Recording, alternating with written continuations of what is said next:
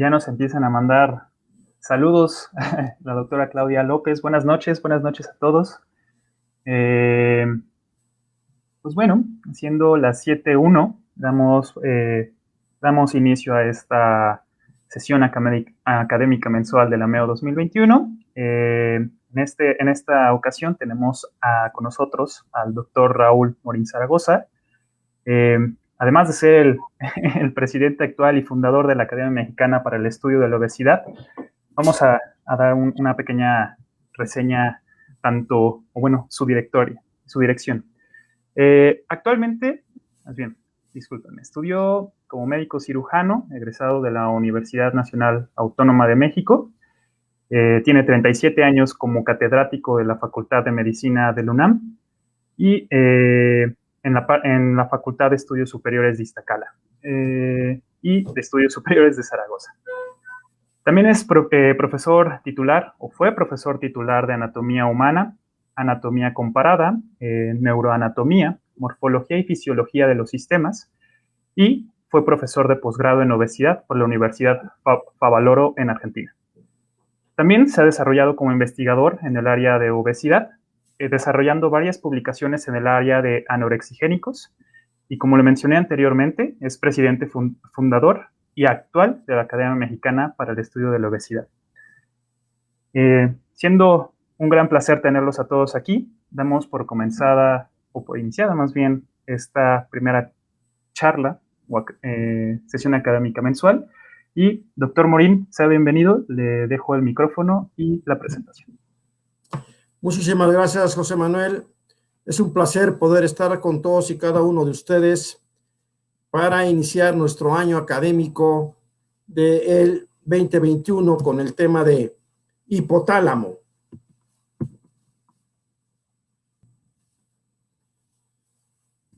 Muy bien, para entrar en la temática de esta estructura, vale la pena comentar que el hipotálamo, de 4 gramos de peso en el humano, se localiza por debajo del tálamo óptico, detrás del quiasma óptico, delante de los pedúnculos cerebrales, del mesencéfalo, y hacia abajo se continúa con la hipófisis.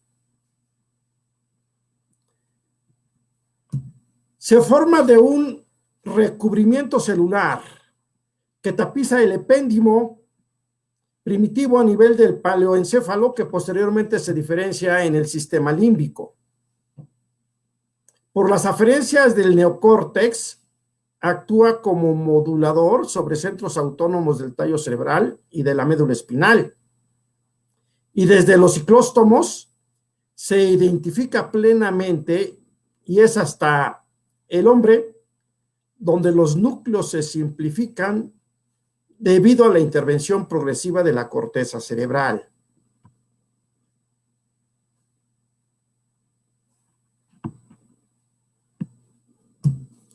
Es en 1893 que His propuso la subdivisión del diencéfalo en epitálamo, tálamo e hipotálamo, correspondiendo a la parte ventral de la segunda vesícula diencefálica, la denominación de hipotálamo. En él se sitúa el control principal de la vida vegetativa, por lo que también se le conoce como el centro de la homeostasis.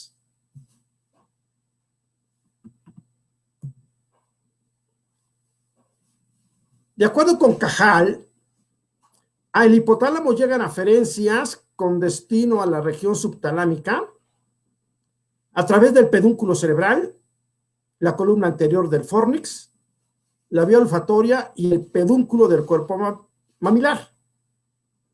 Es en 1936 que Sir Wilfrido Legros-Clark dividió el hipotálamo en 4 grupos: un grupo anterior, un grupo posterior, un grupo lateral y un grupo medio, con las características para 1936 que el grupo anterior y medio, que las grupo anterior y medio del hipotálamo tenían una función parasimpática y el grupo lateral y posterior una función simpática.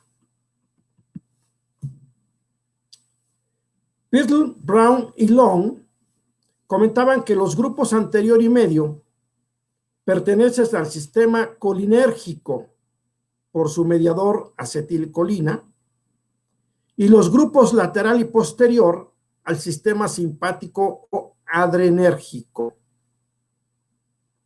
De esta manera, controla y regula los procesos homeostáticos posteriores a la integración de las aferesias que recibe del cerebro anterior y la información metabólica que recibe por el sistema porta, de acuerdo con Kendall.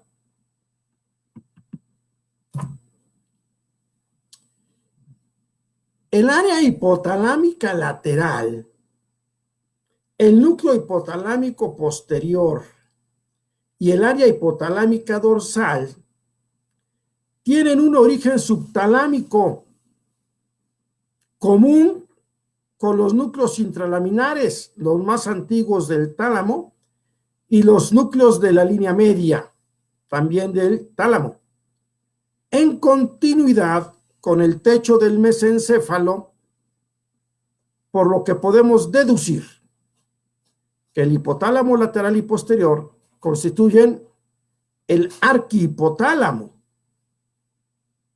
Embriológicamente, los núcleos supraóptico y paraventricular del grupo anterior son los primeros en aparecer en embriones de 34 milímetros e inmediatamente después aparece el núcleo ventromedial.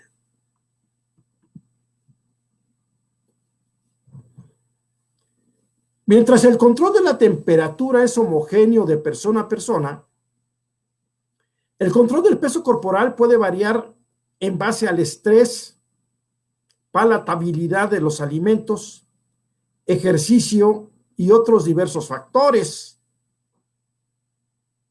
En este sistema, el aumento de almacenamiento de grasa no aumenta la señal de retroalimentación negativa. Repito, en este sistema, el aumento del almacenamiento de grasa no aumenta la señal de retroalimentación negativa. El hipotálamo, a través de una serie compleja de mecanismos redundantes, coordina la ingesta de comida y el gasto energético.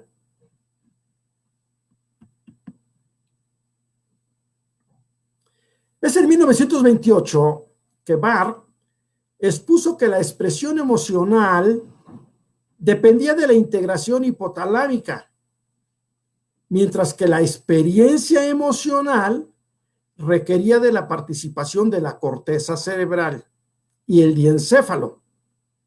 Así, en la obesidad debemos trabajar para convertir la expresión emocional del hambre en experiencia emocional. La experiencia emocional impregna los juicios.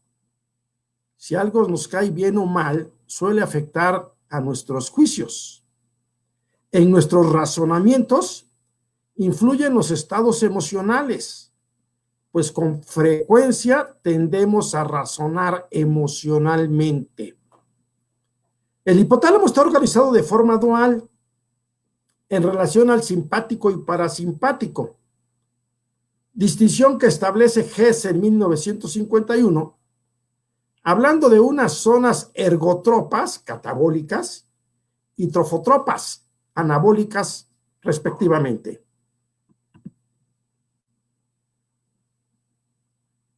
Es conveniente considerar que el sistema autónomo trabaja bajo el principio de la inducción sucesiva negativa. Es decir, cuando se estimula la división simpática, se inhibe la división parasimpática, o a la inversa, si estimula la división parasimpática, se inhibe la división simpática. Desde la época del maestro José Nava Segura nos hablaba de este principio de inducción sucesiva negativa. En 1943, Morgan afirmó que el hipotálamo es el centro de motivación más importante del organismo y que recibe influencias energéticas básicas de la formación reticular. En términos generales, puede afirmarse que el hipotálamo es una región para el paso de impulsos que tienen que ver con un sistema de regulación que no tiene ni su inicio ni su fin en él. Es área de tránsito. Están viendo ustedes a Hetherington y Ranson, que en 1940 demostraron que la destrucción de la región ventromedial parasimpática del hipotálamo produce hiperfagia en las ratas y que en ellas tienen un papel importante el gusto y el olor de los alimentos, mientras que su estimulación da lugar a saciedad. Es así que el núcleo ventromedial de Cajal, que se observa en toda la escala filogenética, se consideró como el centro de la saciedad, además de participar en mecanismos autónomos endocrinos y de comportamiento. Recordar que estaba vigente toda la teoría localizacionista.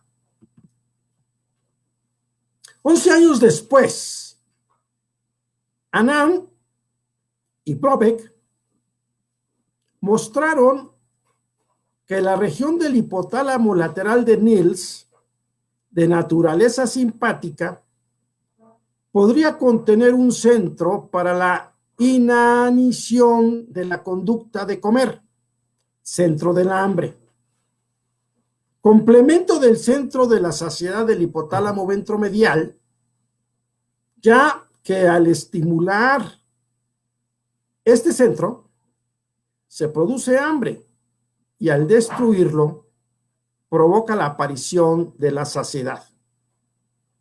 Y de acuerdo con Guyton, el hipotálamo lateral forma parte de los centros de gratificación, mientras que el hipotálamo medial es uno de los centros de castigo.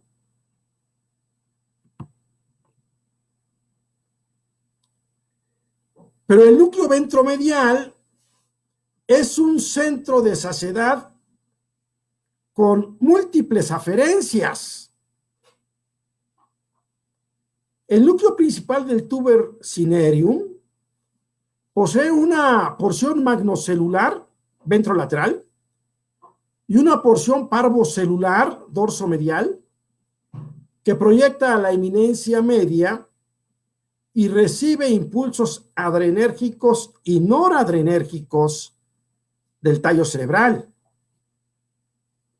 Recibe fibras de la estría terminal, del complejo amigdalino e hipotálamo lateral y mantiene conexiones aferentes extrahipotalámicas con la amígdala, hipocampo, subículo ventral, área tegmental ventral, sustancia gris central mesencefálica, núcleo perpendicular tegmental dorsal y ventral de Gooden, el núcleo dorsal del Raffé, el motor dorsal del vago y el reticular lateral del bulbo raquídeo. Es decir, que establece contacto intrahipotalámico con el hipotálamo lateral, supramamilar, arcuato, dorso mediano, suproquiasmático, paraventricular y el área hipotalámica anterior, como aferencias.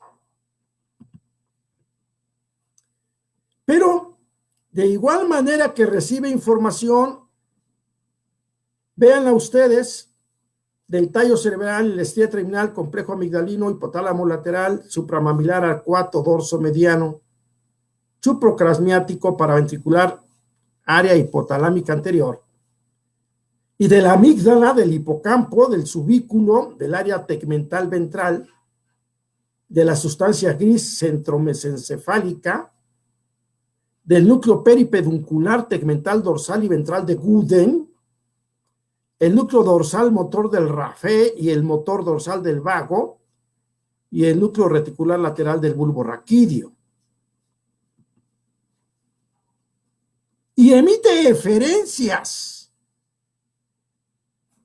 al área preóptica medial, al área preóptica lateral, a la sustancia iluminada, a la estría terminalis, a la región septal y a la amígdala, el núcleo paraventricular del tálamo, a los núcleos de la línea media, que son de asociación, a la avénula, al ventromedial, al dorso medial, a la zona inserta, a la sustancia gris central, al tegmento mesencefálico, al núcleo cuneiforme, al locus ceruleus, al pedúnculo pontino, al colículo superior, al bulbo raquídeo y a la médula espinal.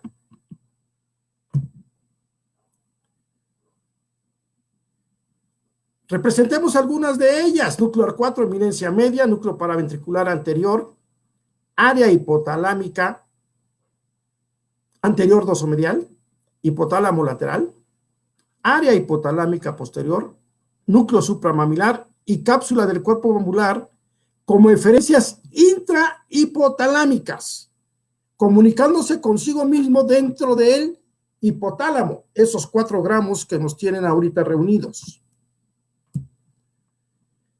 El núcleo ventromedial,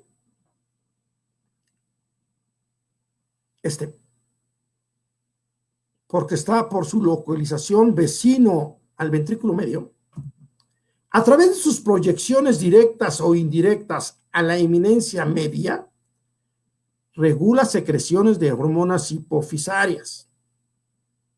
El núcleo ventromedial se ha detectado en él la presencia de sustancia P, de neuronas positivas a las encefalinas y angiotensina 2, al PIB y a la gastrina. Es así que respuestas excitadoras, inhibidoras y complejas se pueden obtener en el núcleo ventromedial desde la amígdala y la estría terminal.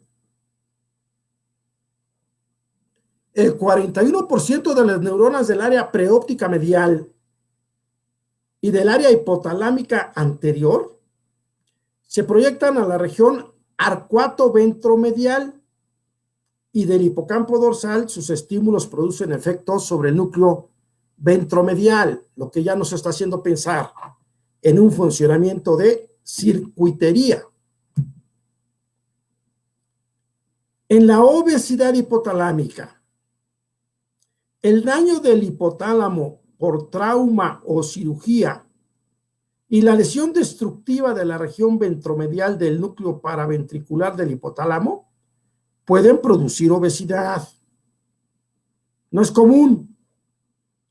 Los 2 factores principales en la obesidad hipotalámica son la hiperfagia y trastornos del sistema nervioso autónomo, consistentes en aumento del tono del sistema nervioso parasimpático y disminución de la actividad simpática. El neuropéptido Y es producido en el núcleo arcuato y actúa en el hipotálamo, estimulando el hambre, disminuyendo la actividad simpática y aumentando la actividad parasimpática. Este daño hipotalámico, si se obtiene lesionando al núcleo ventromedial, presenta hiperfagia, causa obesidad y su origen puede ser trauma, tumor, infección o complicación neuroquirúrgica. Hans Colly Hobel en el 73 demostraron que las lesiones restringidas del núcleo ventromedial no tienen efecto alguno sobre la conducta de comer. Y el mismo año, Hall opinó que los efectos advertidos en la función alimentaria después de la lesión del núcleo ventromedial son resultado del daño de fibras que los sistemas neuroquímicos que pasan a través de la región parecen originarse en el tallo cerebral. El hipotálamo ventromedial no es un centro de la saciedad, sino una región de paso de muchos tractos y fibras implicadas en las terminaciones de la actividad alimentaria. Cuando las lesiones del núcleo ventromedial, el animal muestra respuestas intensas a la nocicepción y a las propiedades atractivas de la comida y otros estímulos, como Stanley Schachter demostró en personas obesas con daño en el núcleo ventromedial en una alta respuesta al gusto de los alimentos. La lesión del núcleo ventromedial aumenta la liberación de insulina cuando el animal se expone a la comida. Esta respuesta puede explicar en parte la hiperfagia y ganancia de peso que presentan y la hiperinsulinemia que fundamenta la respuesta hiperfágica y promueve la conversión de nutrientes en grasa. Los animales con lesión del núcleo ventromedial se vuelven hiperfágicos e hiperinsulinémicos y comen para mantener una cantidad anormal de tejido adiposo en el organismo por desplazamiento hacia arriba de su set point del peso corporal. El hipotálamo reconoce como normal un peso corporal más alto. Y para Braginski, en Argentina, en Favaloro, la hiperinsulinemia es debida a hiperfunción del nervio vago por inervación pancreática, mostrando también un agrado por los alimentos dulces.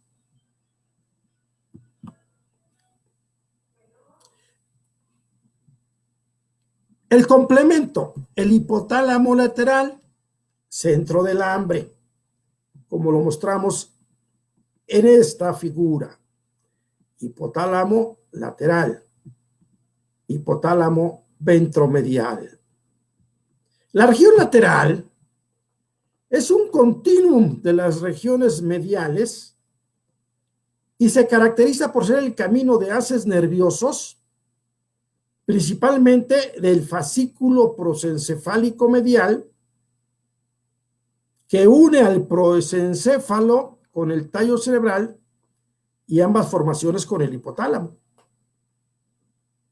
El área lateral se ubica en la parte de la región lateral rostral, al techo mesencefálico, y rostral a la región preóptica lateral. Entre las fibras del fascículo prosencefálico medial, ventrales a él, se ven neuronas dispersas que continúan a la formación reticular troncoencefálica, lo que nos hace ver que el origen de estos dos centros, lateral y ventromedial, son filogenéticamente antiguos.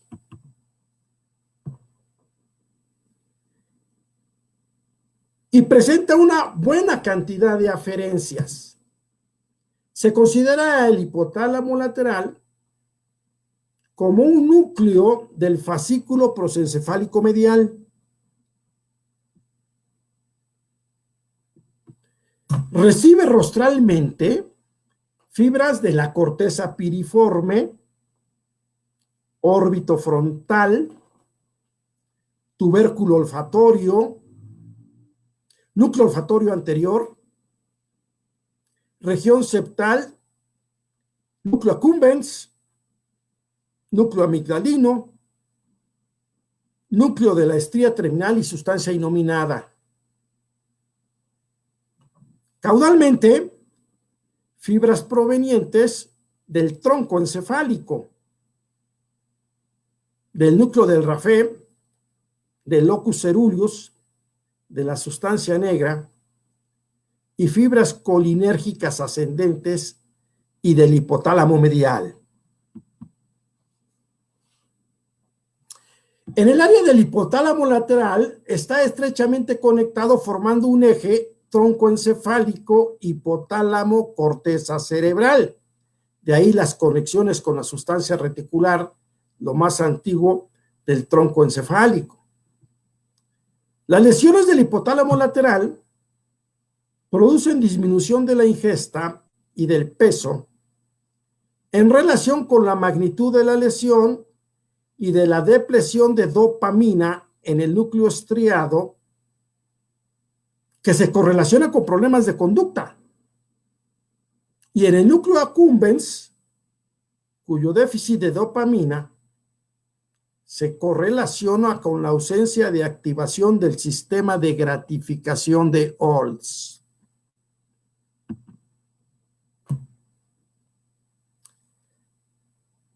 Las acciones de comer, beber y copular son los ejes motivacionales que llevan a un organismo a generar un conjunto de conductas que busquen alcanzar estos fines, esto conocido como motivación de aproximación. Por el contrario, la motivación de evitación lleva a un sistema biológico a alejarse de la fuente que genera una experiencia desagradable, dolorosa y aversiva.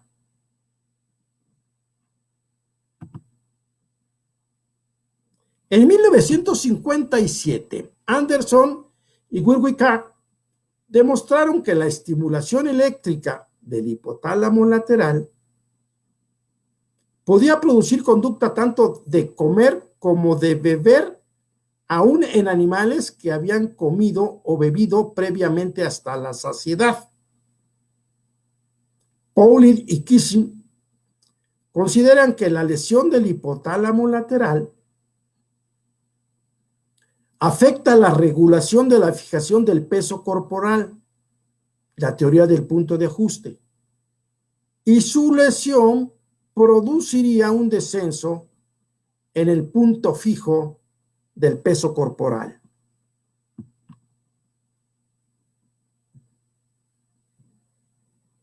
Las observaciones sobre lesiones del hipotálamo lateral involucran daño a fibras dopaminérgicas nigroestriadas. Si estas fibras se seccionan fuera del hipotálamo, el animal presenta hipoexcitación y afagia menos acentuada que a la obtenida al lesionar el hipotálamo lateral. La inyección local del ácido caínico destruye selectivamente los cuerpos neuronales y en el hipotálamo lateral provoca afagia. Si se considerara todavía el funcionamiento del sistema nervioso central como un conjunto de áreas con funciones específicas, como fue propuesto por Broca, está ya bien fundamentada la acción de los núcleos ventromedial y lateral como reguladores de la saciedad del hambre. Pero el sistema nervioso funciona por medio de circuitos que permiten la integración de sus funciones. Si la lesión del hipotálamo lateral involucra al sistema trigeminal, se presenta déficit sensorial que contribuye a la afagia. Estaríamos representando aquí el esquema de Brodmann, cómo a través de los estudios de sus intervenciones quirúrgicas en Canadá logró establecer todas las regiones del cerebro. Recordemos aquí el área motora, el área sensitiva, el área sinergista, el área visual, el área de Wernicke, el que inició todo esto, el área de Broca, cuando se consideraba que había una teoría localizacionista. Pero en la ingestión y saciedad intervienen estímulos plurisensoriales de origen externo, de carácter estimulante o inhibidor, la acción interna y a nivel plasmático de los carbohidratos, lípidos y proteínas,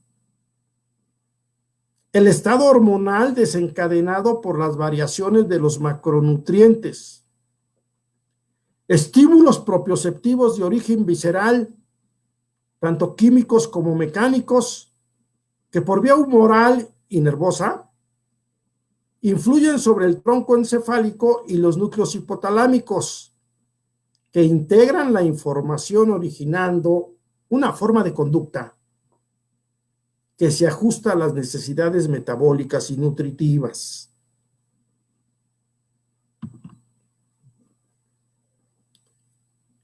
Si a la parte anatómica agregamos mediadores químicos, los estudios inmunohistoquímicos indican que en el hipotálamo solo se encuentran somas neuronales productores de dopamina, agrupados en una formación ventral y otra dorsal, periventriculares. La dorsal parece ser una continuidad del sistema dopaminérgico periacueductal del mesencéfalo. No se han encontrado neuronas que contengan otras catecolaminas, por lo que las terminales que aparecen en el hipotálamo y que contienen norepinefrina, serotonina, provienen de neuronas cuyos cuerpos están fuera del hipotálamo. Desde el punto de vista de los neurotransmisores, se han descrito vías aferentes hipotalámicas colinérgicas, adrenérgicas, serotoninérgicas y dopaminérgicas. En algunos casos, las neuronas poseen receptores para varios neurotransmisores.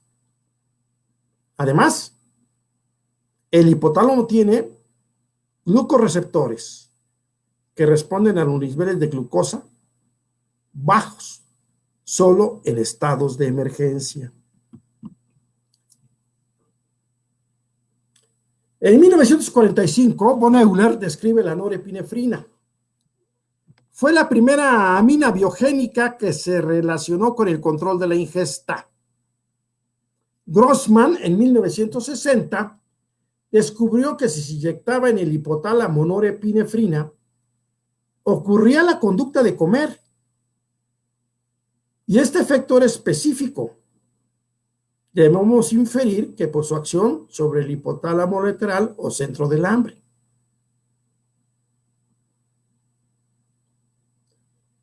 Cavari y Russell, en 1966, al implantar cantidades reducidas de norepinefrina en el hipotálamo lateral, podía producir conductas alimentarias. Y en 1969, Jacobs y Sharma observaron que la rata normal, que goza de una completa disponibilidad de alimento, controla la ingesta de alimento mucho mejor que las que tenían, me tapó la figura, las que estaban con disposición de control de la alimentación.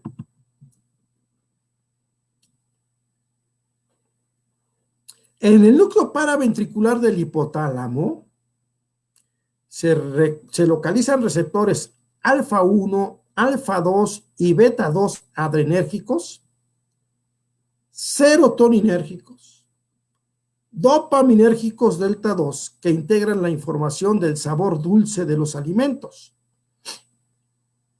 En el hipotálamo, las aferencias alfa 2 noradrenérgicas inhiben las neuronas del núcleo paraventricular de la saciedad y da origen a la ingestión de alimento, especialmente carbohidratos, en sinergia con la acción permisiva de la insulina y de la corticosterona.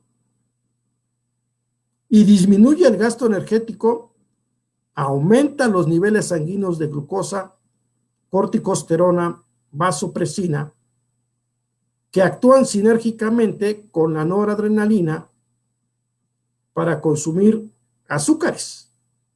Y de esta manera, el núcleo paraventricular se convierte en un regulador del hambre y de la saciedad, como neurona de segundo orden.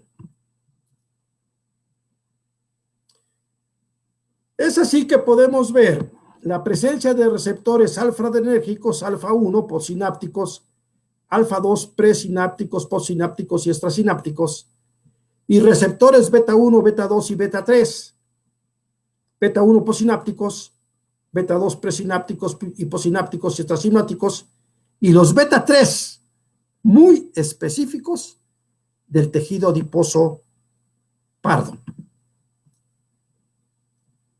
En ratas obesas Zucker tienen mayor concentración de receptores alfa 2 en el núcleo paraventricular. La norepinefrina aumenta el deseo de comer cuando se inyecta en el núcleo paraventricular, activando receptores adrenérgicos alfa 2 postsinápticos, en tanto que la serotonina actúa en el núcleo paraventricular, reduce el volumen y la duración de las comidas, lo que permite pensar que promueve la saciedad y los receptores alfa 1 noradrenérgico activan el núcleo paraventricular que estimula el centro de la saciedad. Y en el área periformical del hipotálamo lateral, la noradrenalina y la dopamina suprimen la ingesta en ratas hambrientas.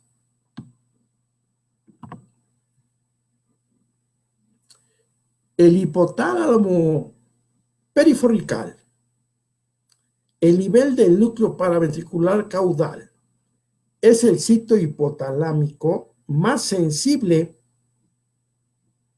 para la ingesta inducida por neuropéptido Y. La dopamina se localiza en el sistema nervioso central, principalmente en el hipotálamo y en el sistema mesencefálico, que proyecta al nigro estriado y al mesocórtico límbico.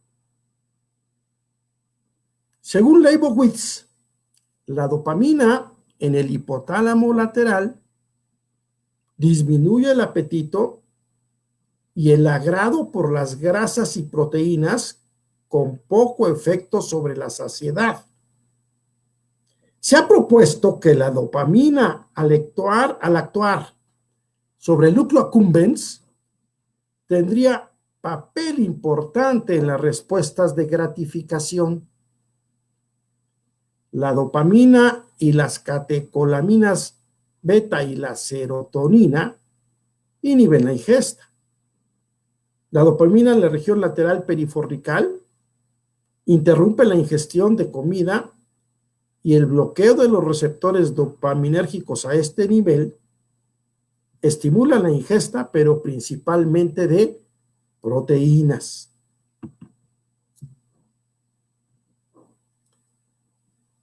La serotonina. El hipotálamo dorsomedial se localizan receptores 5-HT1D. Las proyecciones de este núcleo se dirigen a la médula espinal, al cuerpo estriado, al tálamo, al núcleo accumbens, a la amígdala, hipocampo y el núcleo supraquiasmático.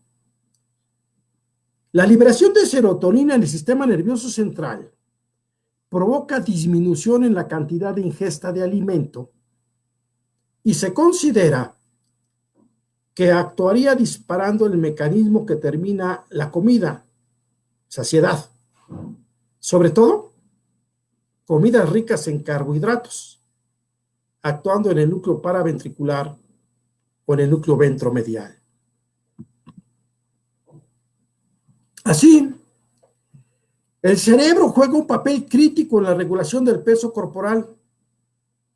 La información sobre almacenamiento de nutrientes, saciedad, hambre, palatabilidad de los alimentos, que se comunica al cerebro vía sanguínea por moléculas endocrinas como la leptina, que regula la liberación de neuropéptido Y por vías neuronales que conectan al cerebro con la periferia.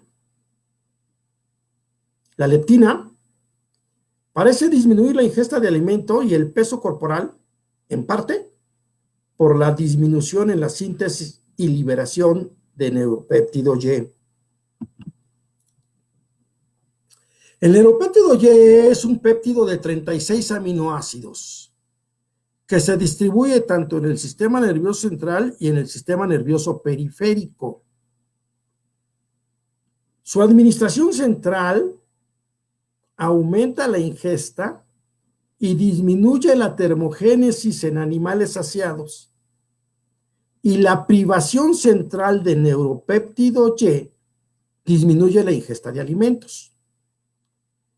Tiene un efecto orexigénico al inyectar en el núcleo paraventricular, aumentando la ingesta aún en animales con saciedad.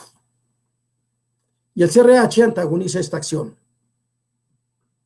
El neuropéptido Y libera cortisol, insulina, aldosterona y vasopresina, ya que al actuar sobre el núcleo paraventricular, este tiene el liberador del cortisol. A nivel del tejido adiposo blanco, estimula la captación de glucosa, la actividad de la lipoproteína lipasa y de acetilcoenzima A carboxilasa. El péptido YY actúa de manera similar al neuropéptido Y, pero es 3 veces más potente. El neuropéptido Y se considera un regulador central del hambre. El desarrollo de antagonistas del receptor del neuropéptido Y se consideran agentes terapéuticos contra la obesidad, especialmente los antagonistas de los subtipos Y1 y Y5 del receptor. Y la galanina, que es un péptido de 29 aminoácidos que al inyectarse en el núcleo paraventricular origina respuestas de ingesta, aún en animales saciados. Estimula la ingesta de grasa, primera vez que hablamos de este estímulo graso, e inhibe la secreción de insulina y corticosterona. La galanina solo actúa a nivel del núcleo paraventricular. Los opioides. Los receptores kappa, al estimularlos, mantienen la conducta alimentaria. Pueden producir sus efectos desde la periferia por vía vagal y obtener respuesta que inhiben la alimentación. Por lo contrario, a nivel central, producen un refuerzo positivo y un aumento de la ingesta de alimento. Cuando se aumentan los niveles de opioides endógenos, se obtiene aumento de la locomoción y de la función inmune, analgesia, disminución de la secreción ácida, aumento de la glucosa circulante, disminución de la conducta sexual y de los niveles de hormona luteinizante. La disminución de opioides endógenos provoca saciedad, reposo, aumento de la memoria y aumento de la conducta sexual.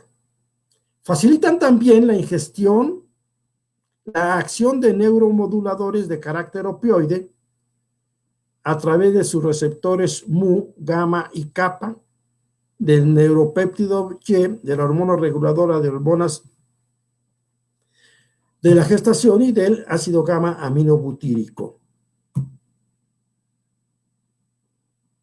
A nivel periférico,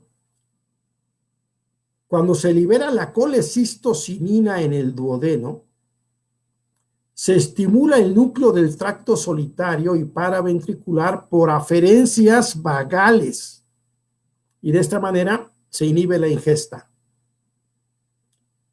Y se considera que la somatostatina, el glucagón, el factor regulador de cortisol y la reguladora de tirotrofina ejercen acción inhibidora periférica vía vagal, en tanto que la bombecina y la colecistocinina lo harían por vías distintas. Como nos podemos dar cuenta, pasar de la teoría localizacionista, pasar a la teoría de integración de circuitos, pasar a la regulación a través de los mediadores químicos, nos indican cómo el sistema de hambre y saciedad es un sistema redundante, que si bien podemos actuar en uno de ellos, aparece otro, porque es objetivo mantener la especie, y para mantener la especie debe de ingerir alimento para tener energía, para llevar a cabo las capacidades de crecer, reproducirse y mantener la especie. Y en ello, 4 gramos del encéfalo, el hipotálamo, tiene importantes acciones reguladoras, tanto neurales como endocrinas, tanto centrales como periféricas. De ahí lo complejo de poder controlar este sistema. Hambre y saciedad. Inicialmente hambre, como hipotálamo lateral, posteriormente saciedad, pero a lo largo de toda la filogenia. Yo les agradezco su atención y si tienen algún comentario, va a ser un placer poderlos atender. Muchísimas gracias.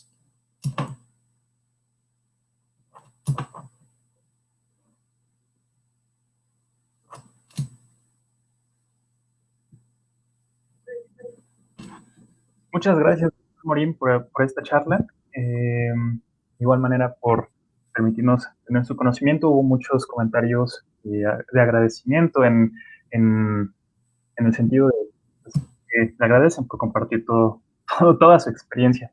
En este caso, estimada comunidad, vamos a tener un espacio de preguntas y respuestas. Si gustan dejar sus preguntas en los comentarios justamente de este video, vamos a poder interactuar con el doctor Morín y cerramos la sesión con unos breves anuncios y listo. Me vamos a dar unos minutitos, doctor, para que pues recibamos las preguntas. Mientras puedes pasar los anuncios. Tiene toda la razón y con gusto. Pues bueno, estimados colegas, les compartimos la siguiente información. La primera es el día martes de la siguiente semana. Tenemos nuestra primera plática especial AMEO. Esta es a puerta cerrada. No se va a transmitir por Facebook, sino se transmitiría directo por medio de nuestra plataforma. En esta ocasión, para los miembros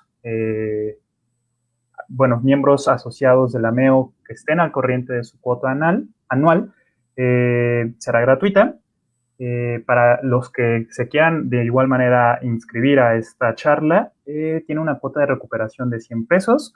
Lo único que hay que hacer es, paso 1, pues es mandar los datos de nombre completo, un correo, un número de contacto y su profesión para hacer el registro y mandar un comprobante de pago de esos 100 pesos. Para el número de cuenta la pueden solicitar directo por medio del chat o directamente por medio del inbox o redes sociales. Segundo anuncio, para todos los estudiantes de las carreras de medicina, nutrición, psicología e enfermería que estén deseosos de empezar en este mundo de la obesidad y que estén buscando cursos especializados para su nivel, lanzamos el primer curso para universitarios justamente, que son las bases fisioterapéuticas de la obesidad. Doctor Morín, ya que lo tenemos aquí, no sé si quiere hacer un breve anuncio de su curso. Es el poder integrar a las futuras generaciones, tanto de médicos, tanto de nutricionistas, de psicólogos y de enfermeras, porque cada vez necesitamos que los tratamientos de la obesidad sean integrales y transversales y poder cubrir a mayor cantidad de pacientes hoy más que nunca por el riesgo de que el aumento de peso hace susceptible para que pueda ser más fácilmente atacado por COVID. Si tienen interés en esta área, con mucho gusto los esperamos a partir de cómo está en esta invitación de las bases fisioterapéuticas de la obesidad. 22 de febrero, 18 horas, iniciamos. Gracias, doctor. En este caso, como dijo el doctor Morín, si gustan información referente a fechas, horario, costos y además el temario, nos pueden contactar de igual manera por inbox o si nos están viendo por Instagram también por ahí y les mandaremos toda la información al correo. Y esto es referente a marzo para próximos eventos que se realizarán comenzando en marzo, curso para profesionales de la salud de las mismas áreas, medicina, nutrición, psicología y enfermería. Tenemos el primer curso de obesidad, factor de riesgo de comorbilidad, y vamos a tener a diversos ponentes, no solo al doctor Morín aquí presente, sino también al doctor Octavio Morales, al doctor Enrique Carmona y también al doctor Daniel Rodríguez Choreño. Entonces, estimados colegas, por favor, si tienen alguna duda, pueden comunicarse con nosotros. Y como último anuncio, también pueden ver el calendario anual de cursos de profesionales de la salud en nuestra página de Facebook hasta arriba. Ahí están todas las imágenes con los 9 cursos que vamos a tener en el transcurso del año. En algunos ya tenemos temario, entonces les podemos mandar la información en el momento. Sin embargo, si hay alguno que todavía no tengamos la información, pero estén interesados, pueden solicitar, llenar un preregistro con nosotros para que cuando tengamos ya toda la información se las mandemos a su correo. Pero mientras, esto es todo, doctor. Y bueno, aquí hacemos el cierre de los anuncios. Y comenzamos, si gusta, con la ronda de preguntas y respuestas. Y empezamos con Orly Blefser y nos pregunta, considerando la complejidad del sistema hambre-saciedad, ¿qué tan efectivo es entonces tratar de controlar la sensación de hambre mediante medicamentos? La segunda pregunta sería, ¿no causa más desajustes que beneficios? A la fecha, la falta de un conocimiento preciso de lo que acabamos de exponer nos ha enseñado que lo que tenemos que hacer es cambiar el estilo de vida. Y los dos pilares primarios son la forma de alimentación y la forma de hacer actividad física. Vivimos durante 20 siglos y medio en una época en que lo común era la falta de alimento. Por lo tanto, cuando se tenía la oportunidad de comer, se comía en demasía para poder almacenar el exceso en forma de grasa, para poderla oxidar cuando no tuviésemos forma de llegar a nuevos alimentos. De 1950 a la fecha las cosas han cambiado y nuestros genes no han cambiado, pero sigue siendo el pilar la dieta y la actividad física, que tiene más que ver con la licenciatura de nutrición y de psicología. Cuando estas dos medidas no son suficientes, la tercera opción es la farmacología. La Organización Mundial de la Salud cada vez ha considerado primaria la intervención farmacológica como auxiliar de la actividad física y la dieta hipocalórica. e incluso se llega a la cuarta opción, que sería la cirugía bariátrica. Los medicamentos que actualmente están registrados en México vienen de 1956 a la fecha, y los estudios han mostrado que es más el beneficio que la presencia de eventos adversos, manejados por médicos capacitados y preparados para ello. Por eso es una ventaja que los anorexigénicos simpático-miméticos derivados de la feniletilamina sean controlados para evitar el mal uso y el abuso. Pero recordar que la obesidad es una enfermedad hoy incurable y por lo tanto el tratamiento es de por vida, preferentemente a bases de actividad física y educación nutricional.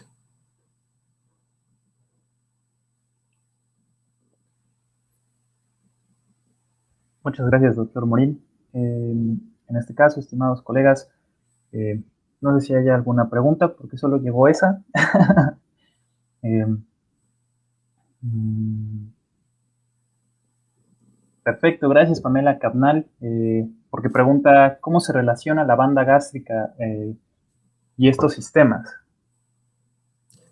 Sí, sucede que fue la primera opción que se tuvo, y se ha visto ahora cómo, dependiendo de la banda gástrica, lo que hacía era reducir el volumen del estómago de 1500 hasta 60, 70 mililitros, lo cual permitía una distensión de la parte del estómago que estaba funcional.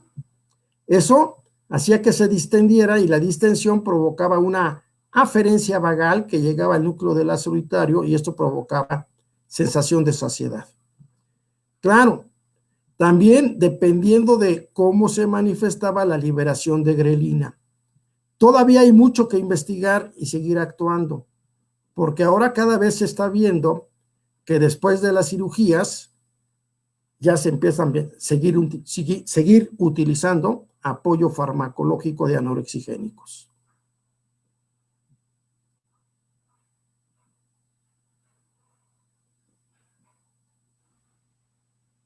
Gracias, doctor Morín. Pues, estimados colegas, todavía no se abarrota la caja de chat, entonces todavía tenemos tiempo. Y mira, ya llegó otro, del doctor Víctor del Castillo, pregunta, ¿qué tanto controla el hambre y la saciedad el ayuno intermitente y la dieta cetogénica? Como todas las opciones, no son indicaciones generales. Debemos de preguntarnos a qué tipo de paciente se la vamos a indicar. ¿Y por cuánto tiempo? ¿De veras nos imaginamos a un paciente que permanentemente esté con una dieta cetogénica? ¿De veras nos imaginamos que un paciente siempre esté con este tipo de ayuno intermitente? Pero sí nos puede ayudar dependiendo del grado de obesidad que tenga y la disminución de los riesgos a su salud que conlleven la comorbilidad. Por ello, es una evaluación individual del tipo de paciente, la obesidad que presenta y la comorbilidad que los acompaña, siempre bajo estrecha vigilancia. Gracias, doctor Morín. Gracias por su respuesta. Igual a todos los asistentes que nos están mandando sus preguntas. Vamos por orden. Elvira Estrada nos pregunta, ¿la actividad física podría ayudar a regular esa sensación de ¿Esa sensación de? saciedad? No escuché la última palabra. Perdón, doctor. Nos pregunta Elvira que si la actividad física podría ayudar a regular la sensación de saciedad. No, de hecho la activación física nos puede dar sensación de hambre, pero nos ayuda muchísimo más a oxidar el almacenamiento de triglicéridos. Al liberar la noradrenalina, esta va a actuar en el receptor beta adrenérgico del adipocito Este va a actuar sobre la adenilciclasa para convertir el AMP en AMP cíclico, para activar la lipasa sensible a hormona, degradar los triglicéridos en ácidos grasos libres y glicerol, y estos ácidos grasos libres están siendo utilizados como energético en la contracción muscular. De ahí la importancia de la actividad física. Incluso recordemos que deportistas de alto rendimiento que hacen ejercicio, por ejemplo el maratón, incluso toman alimentos durante la prueba. Gracias, doctor. Por parte de Aimé González, pregunta cómo se podrían relacionar o cómo se relacionan los trastornos alimenticios con el control de la saciedad. En el área psiquiátrica me reservo la opinión, pero son trastornos diferentes. Gracias, doctor. Por parte de Pamela Capnal, pregunta, ¿la genética cómo afecta en la obesidad? Los estudios mencionaban que podría haber hasta un 40% de riesgo genético para un bebé y el 60% es por el medio ambiente. Se ha estado viendo, por ejemplo, que un bebé en desarrollo está tomando alimento de líquido amniótico y ese líquido amniótico puede estar impregnado de lo que la mamá está consumiendo, carbohidratos en exceso o lípidos en exceso, lo cual va a hacer que pueda generar mayor cantidad de receptores para dulce y para grasa que posteriormente faciliten que ese bebé tenga más posibilidades de tener trastornos metabólicos y aumento del peso. No debe de haber embarazo en mujer con exceso de peso, sería lo recomendable. Muchas gracias, doctor Moy. Por parte de Erwin von Landgust, pregunta, ¿el topiramato tendría alguna actividad? Sí, está ya autorizado. En Estados Unidos hay una asociación de fentermina con topiramato que alcanza pérdidas del 9.2% en 12 meses. Se sabe perfectamente bien que la fentermina es un derivado feniletilamínico de mucha aceptación, el de mayor prescripción a nivel mundial, pero también el topiramato se empezaron a dar cuenta que personas que lo tomaban para el control de migraña tenían disminución de peso. Empezaron a usarse de forma libre hasta que posteriormente se hicieron la combinación. Cuando se realizó la combinación, se redujo la dosis de la fentermina a 15 miligramos y de la topiramato a 92 miligramos y han estado dando buenos resultados en cuanto a eficacia, con un 9.2% de pérdida de peso mantenida durante un año. Todavía no está en México unido. Algunos lo utilizan como combo. Gracias, doctor Morín. También, por parte del doctor Víctor del Castillo, pregunta, ¿qué nuevos medicamentos hay para controlar el hambre y la saciedad?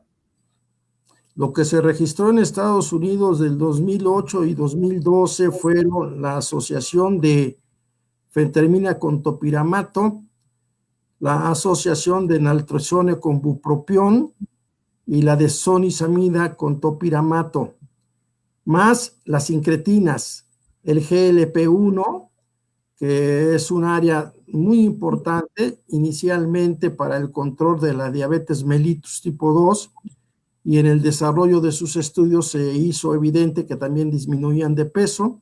Se continuaron estudios y se demostró que sí lograban una pérdida de peso, y la FDA autorizó el GLP, análogo del GLP-1 para la obesidad.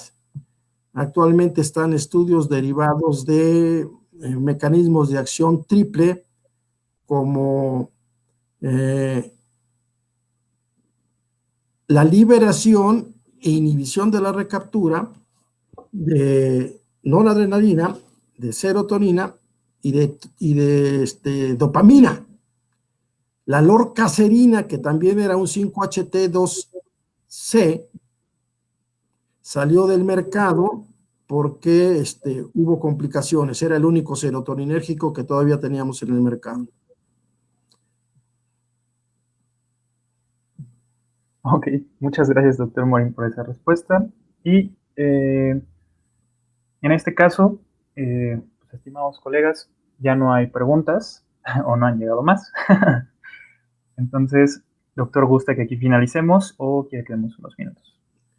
Agradezco a todos y cada uno de mis compañeros por habernos acompañado con el inicio de este año académico 2021 y esperemos vernos el segundo jueves del mes de marzo, donde tendremos como invitados a un comunicólogo que nos hablará de eh, opciones complementarias para el diagnóstico clínico en el consultorio, aspectos de fijadores de glucosa, baumanómetros, estetoscopios, una serie de básculas que pueden ser de interés para nuestros compañeros que los conozcamos.